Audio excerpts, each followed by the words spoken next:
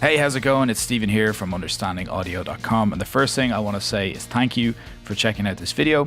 If you didn't know, there are many articles over at understandingaudio.com that don't end up on this YouTube channel, so I highly recommend that you sign up over there. It's free as well, but at the very least I do recommend that you hit the subscribe button down below. Now on to the content of this video. So I've been working on a rock pop kind of track, and I used a trick near the end of my mix and actually forgot how powerful that trick is. And why I'm saying it's so powerful is because we all know how tricky it can be to mix live drums. It takes a lot of time to get right, and this really helped me get my drums sit in the mix the way I wanted them to. But first, I want to play you back the intro, the instrumental intro of this song. So have a listen.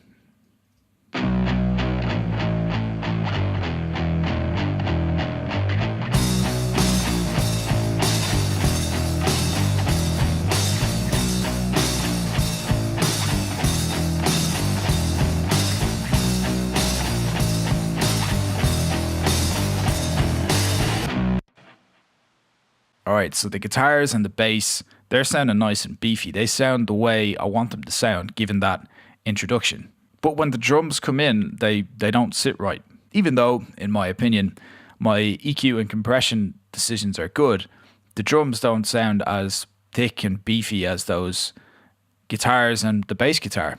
So, in my head, I had this idea of the drums sounding a bit more trashy. So that's what this drum trash Augs is doing.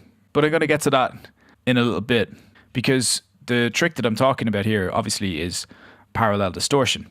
And first I just want to explain the differences between regular distortion and parallel distortion. Now, regular distortion, if you want to call it that, is when you put a plug-in directly onto the track as an insert. Now I'm going to use my kick drum track as an example here. I've actually got two kick drums, a kick in and a kick out, and they're bussed together to this kick's Augs. And of course that's pretty easy to do. You just send the output of the kick in and the kick out to this kick's bus, and that feeds in here to this kick's auxiliary track. So the summed signal of both of these tracks dumps in here. And what I have on this track is I've got a gate and EQ, and then what I'm talking about and what I have been talking about is this distortion plugin. Now this is not parallel distortion because the sound of both the kick in and the kick out tracks are being blended in here, and then they're being distorted. So it's not parallel, it's actually affecting the original signal. So let me show you what I mean by that. First I want to solo the kick drum, and then I'll play that back for you.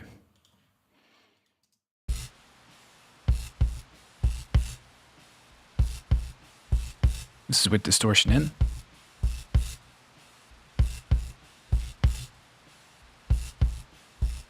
Alright, now if I take it out.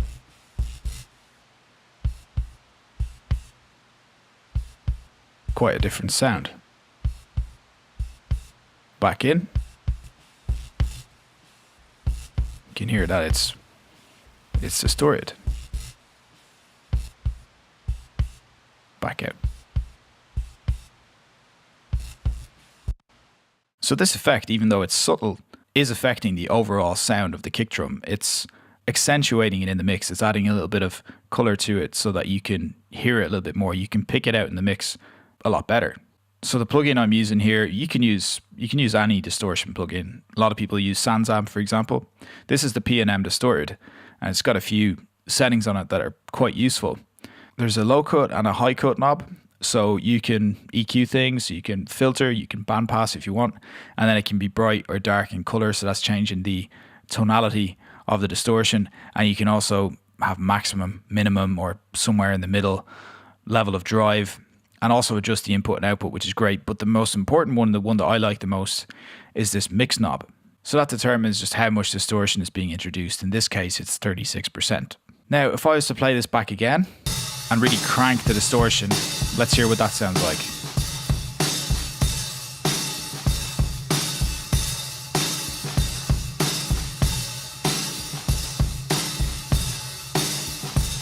Bypassed. Kick disappears a little bit.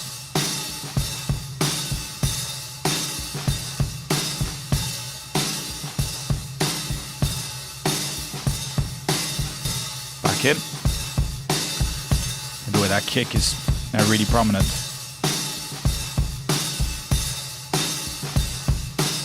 Alright, cool. So that's regular distortion, or what I'm describing as regular distortion. That's distortion as an insert on a track rather than it being parallel distortion. Now, parallel distortion is when you create or send a duplicate of the original signal in parallel. So if I wanted to create a parallel distortion track for my kick in and my kick out, I would duplicate both of those tracks. So I'd duplicate this kick in, and I would also duplicate this kick out. And then from there, I can add distortion to those individual tracks and blend them into the mix. Now, if you want to do that to an entire drum kit, it starts to get a bit messy and you've got a lot of extra duplicate tracks and you can easily lose track yourself of what you're doing. So I'm just going to delete these duplicates. But creating duplicate tracks like this can be useful if you've just got a single instrument, but not really for the drums and not what I'm trying to demonstrate for you.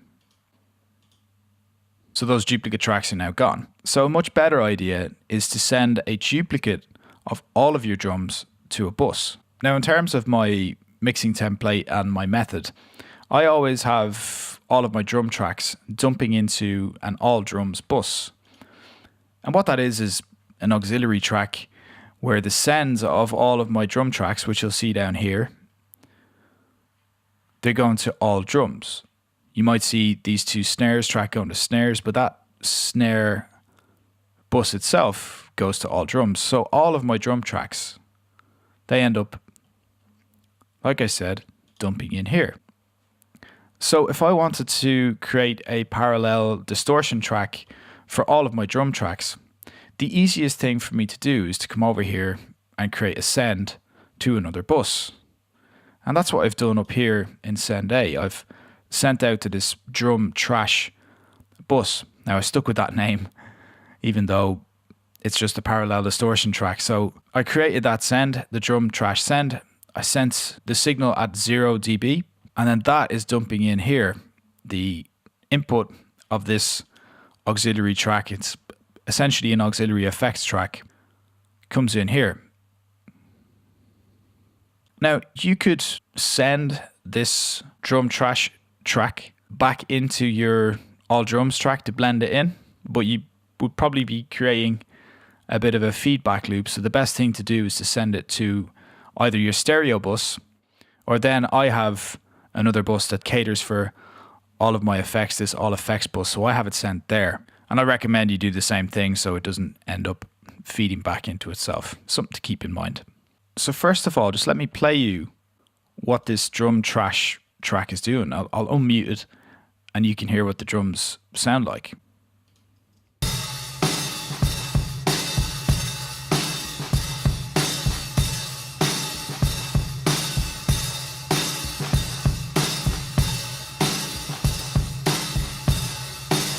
Take it back out.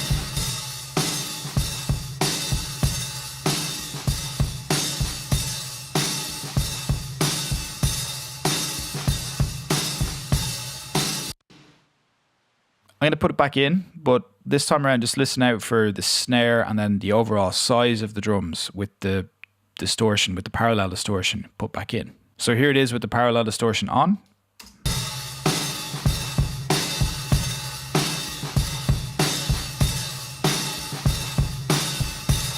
And off.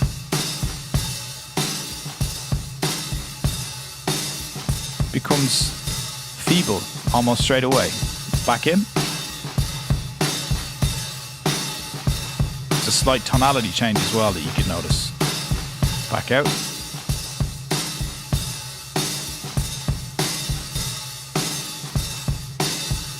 In.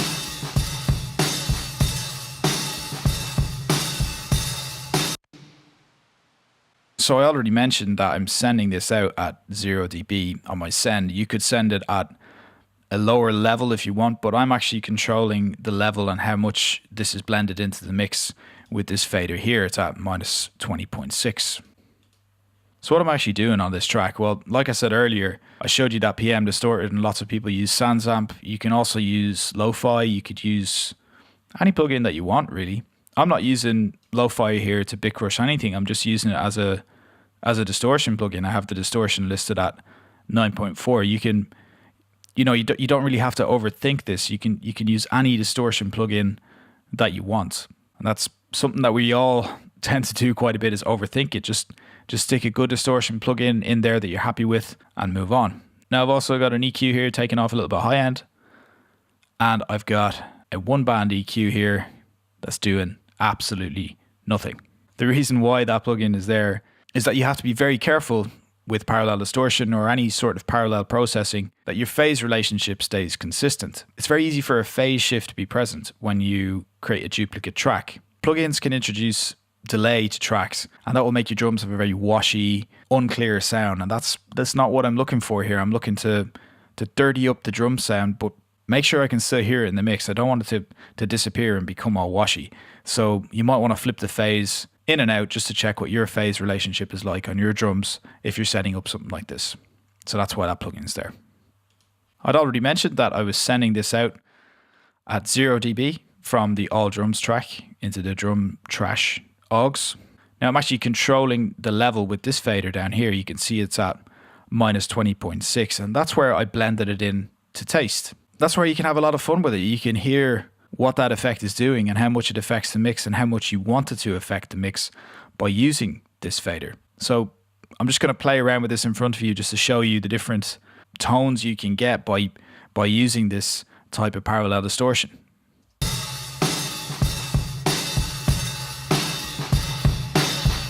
Tone changes.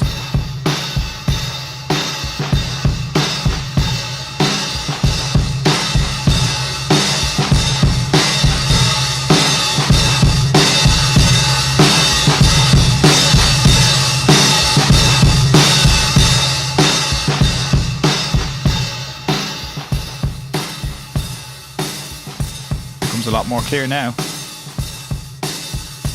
It's kind of gone back to where it was.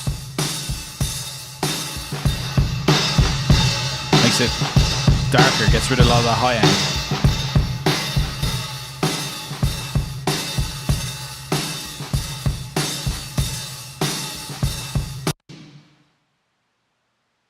So you get the idea. Now context is everything, so let me play you this back with everything in the mix so that you can hear how this parallel distortion accentuates and helps the drums fit in the mix that little bit better.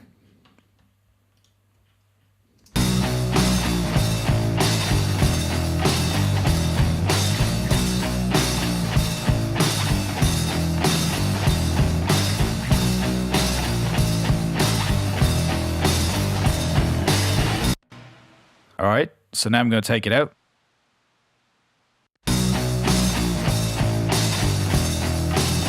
Drums aren't as powerful.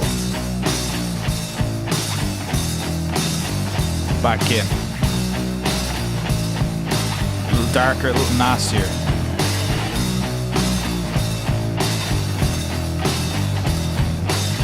Taking it out.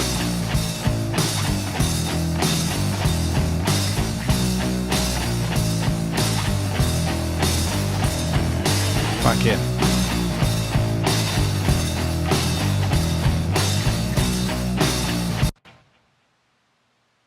And again, in the context of the mix, you can play around with the level all you want until you get it right. It's all down to you. It's all down to your individual mix. So say, for example, you don't want to send all of your drums to the parallel distortion bus. You don't want to have parallel distortion on every drum track. Now, I showed you earlier that you could come down and you could duplicate the tracks that you want and add distortion to those individually. You could also duplicate all of those and send them separately to the drum trash or the parallel distortion track. But that all gets kind of messy. You know, we want our sessions to be clean. We don't want a ton of tracks that we really don't need. But you can still have individual control over the level sent from each of these tracks to the parallel distortion bus if you'd like. So how you do that is just make sure that all of your drums are selected. So just click down here. All of my drums are now select it. So then you just come up to the top track of your drums, which for me is the kick in. And if you hit Shift, Alt, and come to the send, so I'm going to go to send E, and I want to send it to the drum trash bus, my parallel distortion bus. Yours can be named anything you want. So mine, drum trash. All right, so now I have individual control over how much I want each track to send.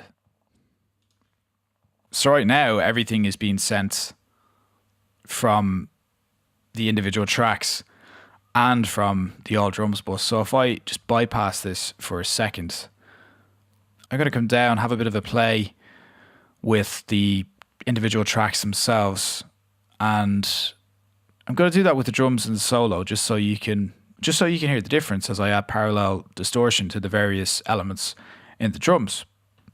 So let me play that back. Starting with the kick in.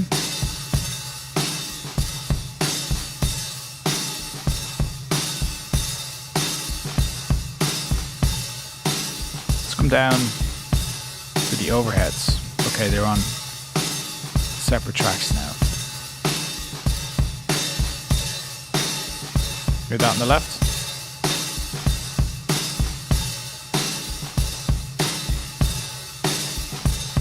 On the right.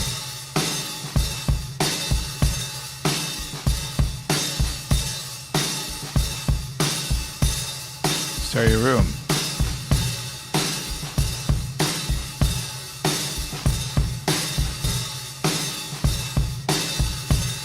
Crush it even more.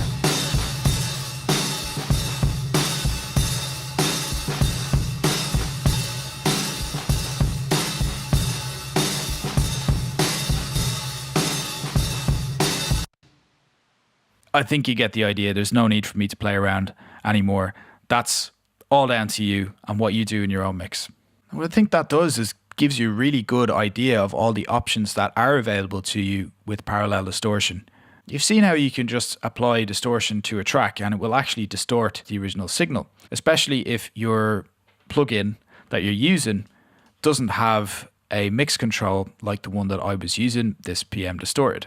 Now when we move to parallel compression, I spoke about how you need to be careful with phase, but that it's a lot more versatile. You can blend the original signal completely undisturbed by anything with this parallel distortion track. Now I also explained that you don't just have to send all of your drum tracks or all of your section, you might be backing vocals. You don't have to send all of it at the same level from a bus like I did earlier from this drums bus through here. You can bypass that or you can turn it off, and you can do it another way by creating sends from the individual tracks. So if you just wanted to dirty up a kick drum even more, you could do it here with parallel distortion. You don't go to that extreme level, or do if you want, it's up to you. And that'd be that. Now the great thing about parallel distortion is, as I just mentioned with the backing vocals, you can use this on anything you want. You can use this on any element of your mix you want at all. And now you know how to do it a number of different ways. The main places that I tend to use it are on my drums, bass and vocals. But where you use it, again, is entirely up to you. And before I go, I did mention that I give away a free gift to everybody who signs up over at understandingaudio.com. And that free gift is my one hack that guarantees a unique pro sounding mix. Now what's contained in there is as valuable as the content in this video. It's a process that I implemented a number of years ago, and I noticed that my mixes got a lot better, a lot faster. And it's something that I still use to this very day. Now, the book is all about reference mixes and how you can use those at every single stage of your mix and how you can use them the right way to get your mix sounding like the pros. And if you're already a pro, to help refine your taste and your mixing style. So to download the guide, all you have to do is go to getpromixes.com and it's yours for free today. And what I mentioned earlier is that by downloading the guide, you're automatically signed up to understandingaudio.com and you get lots of free information from me every single week, brand new articles and videos for your viewing and listening pleasure. So once again, all you need to do is go to getpromixes.com and it's all yours. I hope you learned a lot from this video on parallel distortion, that your drums start cutting through the mix a lot more. And remember, it's not only for drums, you can use it on anything you want. Keep having fun making great music, and I'll be back with another video very, very soon.